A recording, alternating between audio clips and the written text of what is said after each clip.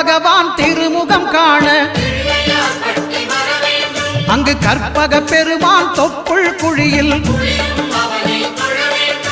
திங்கள் பகவான் திருமுகம் காண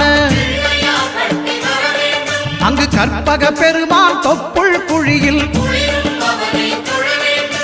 பார்க்கடல் பிறந்த சந்திர பகவான் கணபதி வயிற்றில் நிறைந்திருப்பான் எங்கள் கற்பகத்தானை கண்டவர் தமக்கு தீரா பிணிகளை தீர்த்து வைப்பான்